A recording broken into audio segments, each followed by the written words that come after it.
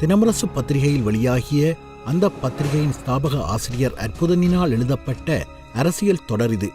கால ஓட்டத்தில் தொழில்நுட்பத்தின் வீச்சில் அடித்துச் செல்லப்பட்டு விடக்கூடாது என்ற விருப்பத்தின் எழுச்சியே இந்த முயற்சி. முன்கூட்டியே முடிவு. தேர்தலின் பின்னர்தான் பிரதிநிதிகள் தெரிவு செய்யப்படுவது வழக்கம். தேர்தல் முடிந்த பின்னர்தான் எந்த கட்சி பெரும்பான்மை இடங்களை பிடித்திருக்கிறது என்பதையும் அறிய முடியும். ஆனால் வடக்கு கிழக்கு மாகாண சபை தேர்தலை அறிவிக்க முன்னரே அங்கு அதிகாரத்திற்கு வரவேண்டிய கட்சி எது என்பதை இந்திய அரசு தீர்மானித்துவிட்டது.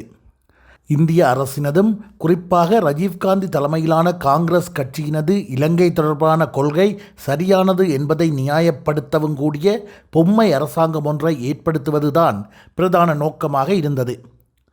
அந்த பொம்மை அரசாங்கத்திற்கு தன்னை இந்திய வம்சாவளியினராக கூறிக்கொண்ட வரதராஜ பெருமாளையே முதலமைச்சராக்குவது என்பதையும் கொழும்பிலுள்ள இந்திய தூதரகம் முன்கூட்டியே முடிவு செய்திருந்தது. யாழ் பல்கலைக்கழகத்தில் விரிவுரையாளராக இருந்தவர் வரதராஜ பெருமாள். 1982ஆம் ஆண்டு வரதராஜ பெருமாளும் மற்றொரு விரிவுரையாளரான திருநாவுக்கரசுவும் இணைந்து நூல் ஒன்றை வெளியிட்டிருந்தனர். அந்த நூலில் இந்தியா ஒரு தரகு முதலாளித்துவ அரசு, சோவியத் யூனியன் ஒரு சமூக ஏகாதிபத்தியம், இந்திய அரசும் சோவியத் யூனியனும் தமது நலன்களுக்காக தெற்காசியாவில் மேலாதிக்கம் செய்ய முயலுகின்றன என்று கூறப்பட்டிருந்தது. அக்காலகட்டத்தில் வரதராஜ பெருமாள் புலிகள் இயக்கத்தினருடனும் புலட் இயக்கத்தினருடனுமே நெருக்கமான தொடர்புகளை வைத்திருந்தார். EPRLF இயக்கத்தினருடன் மேலோட்டமான தொடர்புகளை மட்டுமே வைத்திருந்தார்.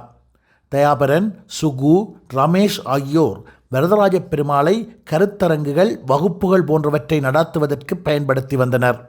வரதராஜ பெருமாளின் நல்ல காலமோ கெட்ட நேரமோ மட்டக்களப்பில் EPRLF நடத்திய கால்மார்க்ஸ் பற்றிய கருத்தரங்கில் கலந்து கொள்ளச் சென்றபோது கைது செய்யப்பட்டார்.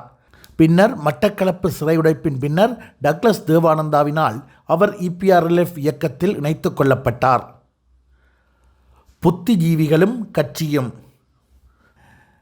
பெருமாளை கட்சியில் சேர்த்துக்கொள்வதை EPRLF யாழ் பிராந்திய கமிட்டி விரும்பவில்லை. தயாபரன், சுகு, ரமேஷ், செழியன் போன்றோர் எதிர்ப்பு தெரிவித்தனர். புத்திஜீவியாக தம்மை கருதி கொள்பவர்கள் கட்சிகளுக்குள் இருந்து செயற்பட முடியாதவர்களாவர். இவ்வாறானவர்கள் தோழர்களின் முதுகில் சவாரி செய்வதுடன் தமக்குத்தான் எல்லாம் தெரியுமென்ற மனப்போக்கில் இருப்பர். இவ்வாறானவர்களை புரட்சிகர அமைப்புக்கள் கட்சிக்குள் வெளியே வைத்து பயன்படுத்தலாமே தவிர கட்சிக்குள் கொண்டு வரக்கூடாது என்பதே யாழ் பிராந்திய கமிட்டி உறுப்பினர்கள் பலரது கருத்தாக இருந்தது. கட்சிக்குள் கீழ்மட்டத்திலிருந்து படிப்படியாக கடும் உழைப்பாலும் விசுவாசத்தாலும் முன்னேறி வரும் தோழர்களே கட்சியின் முக்கிய பொறுப்புகளை வகிக்க வேண்டும். புத்திஜீவிகள் கட்சிக்குள் புகுத்தப்பட்டு அவர்கள் கட்சியின் தலைமையாளர்களைப் போல சித்தரிக்கப்படுவது வெற்றி பகட்டாக இருக்குமே தவிர கட்சியின் கட்டுக்கோப்பையும் கட்சி உறுப்பினர்களின் விசுவாச உழைப்புகளையும் சீர்குலைத்து கட்சியை போர்க்குணமற்ற அமைப்பாக்கிவிடும். இதனால்தான் வரதராஜ பெருமாள் போன்ற பலரை கட்சிக்குள் கொண்டு வரக்கூடிய சாத்தியங்கள் இருந்தும் EPRLF யாழ் பிராந்திய கமிட்டி அதனை செய்யாமல் அவர்களை வெளியே வைத்திருந்து கட்சி கொள்கைகளிலோ கட்சி உறுப்பினர்கள் மீதோ ஆதிக்கம் செலுத்தாமல் பயன்படுத்தி வந்தது. இவ்வாறான பல்வேறு அணுகுமுறைகளினால் EPRLF இயக்கம் தனித்துவமான அமைப்பாகவும் புரட்சிகர கட்சியாகவும் கருதப்படும் அளவிற்கு வலிமை பெற்று வந்தது என்பதையும் இங்கே குறிப்பிட்டே ஆக வேண்டும். 1983க்கு பின்னர் ஆட்களை சேர்ப்பதில் EPRLF தலைமை காட்டிய தாராளமான போக்கு காரணமாகவே EPRLF படிப்படியாக தனது தனித்துவங்களை இழக்கத் தொடங்கியது. 1983க்கு முன்னர் யாழ் பிராந்திய கமிட்டி உறுப்பினர்களால் ஏற்படுத்தப்பட்ட இடதுசாரி தோற்றப்பாட்டை பயன்படுத்தி கொண்ட தலைமை அக்கோட்பாடுகளுக்கு மாறான பாதையில் செல்லத் தொடங்கியது. அக்காலகட்டத்தில்தான் வரதராஜ பெருமாள் EPRLFக்குள் பிரவேசித்தார். EPRLF அமைப்புக்குள் ஏற்பட்ட பிளவின் பின்னர் கட்சியின் மத்திய கமிட்டிக்குள்ளும் இடம் பிடித்து கொண்டார். அதன் பின்னர் இந்திய எதிர்ப்பு, சோவியத் எதிர்ப்பு நிலைப்பாடுகளை கைவிட்டு தன்னை ஒரு இந்திய அரசினதும் இந்தியாவினதும் தீவிர விசுவாசியாக காட்டிக்கொண்டார். இந்திய எதிர்ப்பாளராக இருந்த ஒருவர் பின்னர் இந்திய அரசின் நம்பிக்கையை பெற்று பொம்மை அரசாங்கத்தின் முதலமைச்சராகவும் மாறியது சாதனைதான். திட்டமிட்ட தேர்தல். EPRLF அதிகாரத்துக்கு வரக்கூடியதாக தேர்தலை நடத்துவதற்கு முடிவு செய்த இந்திய அரசு வடக்கில் போட்டியின்றி அவர்களை தெரிவு செய்யும் நிலையை தோற்றுவிக்க நினைத்தது. வடக்கில் போட்டியின்றி தெரிவு, கிழக்கில் மட்டும் கண்துடைப்புக்காக ஒரு தேர்தல். வடக்கிலும் கிழக்கிலும் எல்லோரும் போட்டியின்றி தெரிவு செய்யப்பட்டால் தேர்தல் கேலி கூத்தாக கருதப்படுமல்லவா? அதனால்தான் அந்த ஏற்பாடு. வடக்கு கிழக்கு மாகாண அரசுக்கு ஜனநாயக தோற்றப்பாட்டை வழங்கினால்தான் தமது சாதனையாக அதனை சுட்டிக்காட்ட இந்திய அரசுக்கும் வாய்ப்பாக இருக்கும்.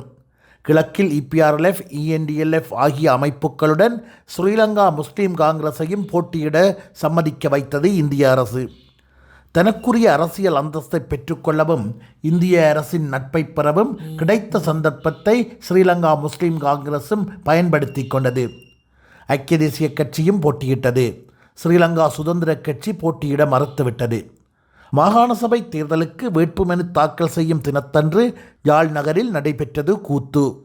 பத்திரிகைகள், வானொலி, தொலைக்காட்சிகளில் வேட்புமனு தாக்கல் செய்யும் திகதி அமர்க்களமாக அறிவிக்கப்பட்டது.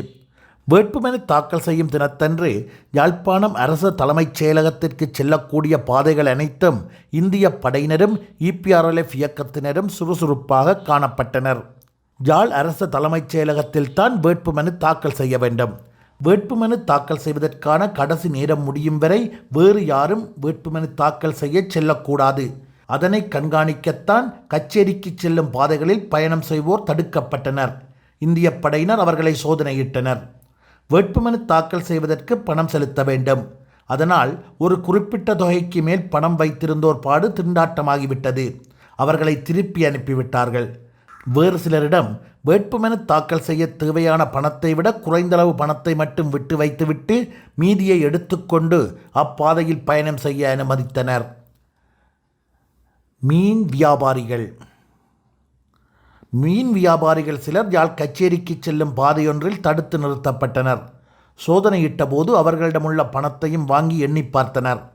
வேட்புமனு தாக்கல் செய்வதற்கு எவ்வளவு பணம் தேவையோ அதனை விட கூடுதலாகவே அவர்களிடம் பணம் இருந்தது. உடனே அவர்கள் மீது இந்திய படையினருக்கும் EPRLF உறுப்பினர்களுக்கும் கடும் சந்தேகம் வந்துவிட்டது. துருவி கேள்விகள் தொடுத்தார்கள். மீன் வியாபாரிகள் போன்று புலிகளின் ஆதரவாளர்கள் தான் வேட்புமனு தாக்கல் செய்ய வந்திருக்கிறார்களோ என்பதுதான் சந்தேகம். படாத பாடுபட்டு தாங்கள் மீன் வியாபாரிகள் தான் என்பதை அவர்கள் நிரூபித்தனர். அப்படி இருந்தும் கூட மீன் வியாபாரிகளிடமிருந்த பணத்தை பறித்து வைத்து கொண்டுதான் அவர்களை தொடர்ந்து செல்ல அனுமதித்தனர். புலிகள் தேர்தலை நிராகரித்திருந்தனர்.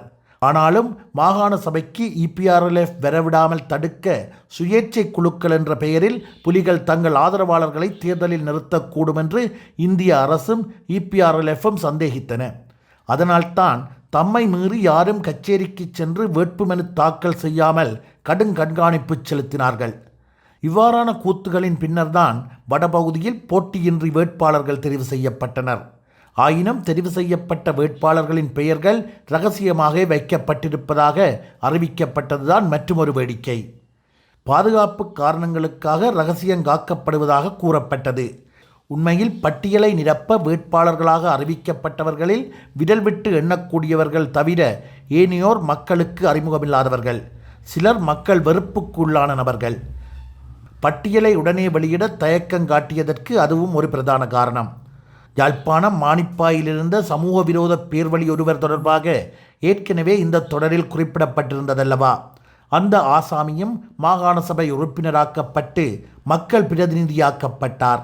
வடக்கில் போட்டியின்றி வேட்பாளர்கள் தெரிவு செய்யப்பட்டதால் கிழக்கில் மட்டும் தேர்தல் நடத்தப்படும் என்று அறிவிக்கப்பட்டது. கிழக்கில் தேர்தல். கிழக்கு மாகாணத்தில் தேர்தல் நடத்தப்படும் என்று அறிவிக்கப்பட்ட போதும் அங்கும் தமது விருப்பு வெறுப்புப்படியே தேர்தலை நடத்தி முடிக்க இந்திய அரசு முடிவு செய்தது. வாக்காளர்களுக்கான அட்டைகள் விநியோகிக்கும் பொறுப்பு EPRLF, ENDLF இயக்கங்களுக்கு வழங்கப்பட்டது. வாக்குச்சாவடிகள் முன்பாக EPRLF, ENDLF இயக்கத்தினர் ஆயுதபாணிகளாக நிறுத்தப்பட்டிருந்ததை இந்திய பத்திரிகை நிருபர்களே நேரில் கண்டனர். இந்தியாவின் முக்கிய பத்திரிகைகளில் கிழக்கில் நடைபெற்றது மோசடி தேர்தல் என்பதை வெளிப்படுத்தும் செய்திகளும் தகவல்களும் பிரசுரமாகியிருந்தன. ஹிந்து பத்திரிகை பின்வருமாறு குறிப்பிட்டிருந்தது: கிழக்கு மாகாணத்தைச் சேர்ந்த 1 லட்சம் அகதிகள் இன்னும் தங்கள் வீடுகளுக்கு திரும்பவில்லை. இந்தியாவிலும் இலங்கையின் வடக்கு மாகாணத்திலும் தங்கியுள்ள கிழக்கு மாகாண அகதிகள் வாக்களிக்க வசதி செய்யப்படும் என்று இந்திய அரசினால் அறிவிக்கப்பட்டது. ஆனால் எந்தவித ஏற்பாடுகளும் செய்யப்படவில்லை. அகதிகளின் வாக்குகள் வேறு யாராலோ போடப்பட்டன. திருகோணமலையில் உள்ள அகதிகள் கூட வாக்களிக்க இயலவில்லை என்று இந்து பத்திரிகையில் செய்தி வெளியிடப்பட்டிருந்தது. வீடு வீடாகச் சென்ற EPRLF ENDLF உறுப்பினர்கள் மக்களை கட்டாயப்படுத்தி வாக்குச்சாவடிக்கு அழைத்துச் சென்றனர். நீங்கள் வாக்களிக்க வர மறுத்தால் உங்களை புலிகளின் ஆட்களாக கருதுவோம் என்று துப்பாக்கி முனையில் மிரட்டினார்கள். அப்படி இருந்தும் போதிய வாக்காளர்களை திரட்ட முடியவில்லை. அதனால் EPRLF ENDLF உறுப்பினர்களே வெகு துரிதமாக செயற்பட்டு வாக்குச்சீட்டுகளில் முத்திரைகளை குத்தி பெட்டிகளுக்குள் கட்டுக்கட்டாக தள்ளி முடித்தார்கள். இதனை இந்தியன் எக்ஸ்பிரஸ் நிருபரே குறிப்பிட்டிருக்கின்றார். EPRLF ENDLF உறுப்பினர்களிடையே சுவாரஸ்யமான போட்டியே நடந்தது. யார் கூடுதலாக கள்ளவாக்கு போடுவது என்பதுதான் போட்டி. கள்ளவாக்கு போடும் விடயத்தில் ENDLFஐ விட EPRLF அமைப்பினருக்குத்தான் அதிக வாய்ப்பு இந்திய படையினரால் வழங்கப்பட்டது. கொழும்பிலிருந்து இறக்குமதியான தேர்தல் அதிகாரிகள் பலர் செய்வதறியாது திகைத்து நின்றனர். மட்டக்களப்பில் உள்ள வாக்குச்சாவடியொன்றில் தேர்தல் அதிகாரியிடம் EPRLF உறுப்பினர்கள் வாக்குச்சீட்டு கட்டொன்றை கொடுத்து, என்ன பார்த்து கொண்டு நிற்கிறீர்கள், நீங்களும் குத்துங்கோ என்று தள்ளிவிட்டனர். 6 கோடி ரூபாய் தேர்தலை முன்னிட்டு EPRLF ENDLF இயக்கங்களுக்கு இந்திய அரசால் பெருந்தொகையான பணமும் வழங்கப்பட்டது. வர்ண சுவரொட்டிகளை தமிழ்நாட்டில் அச்சிட்டு விமானம் மூலமாக கொண்டு வந்து சேர்த்தது EPRLF. கிட்டத்தட்ட 6 கோடி ரூபாய் தேர்தல் செலவுக்காக EPRLF இயக்கத்திற்கு இந்தியாவால் கொடுக்கப்பட்டது என்று சொல்லப்பட்டது. இந்த தகவல் கிட்டத்தட்ட 6 கோடி ரூபாய் தேர்தல் செலவுக்காக EPRLF இயக்கத்திற்கு இந்தியாவால் கொடுக்கப்பட்டது.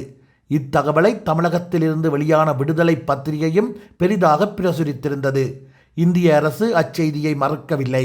மட்டக்களப்பு பகுதியில் 83% வாக்களித்ததாக அறிவிக்கப்பட்டதை கேட்டதும் செய்தியாளர்களுக்கு அதிர்ச்சி மேல் அதிர்ச்சி.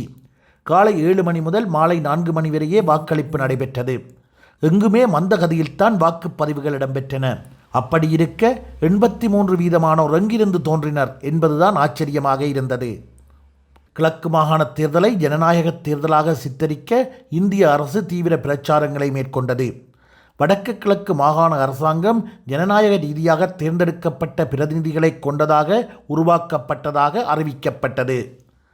இலங்கையின் வரலாற்றில் வடக்கு கிழக்கு முதலாவது பொம்மை அரசாங்கத்தை இந்தியா உருவாக்கி முடித்தது. முதலில் இலங்கை தேர்தலில் மாபெரும் மோசடியான தேர்தல் என்ற சாதனையையும் முன்னுதாரணத்தையும் ஏற்படுத்திய தேர்தலாகவும் அந்த தேர்தல் அமைந்திருந்தது. மாலைகளும் மரியாதைகளும். வடக்கு கிழக்கு மாகாண அரசாங்கத்தின் முதலமைச்சராக வரதராஜ பெருமாளை நியமிப்பது என்று முன்கூட்டியே இந்தியா முடிவு செய்திருந்தது அல்லவா?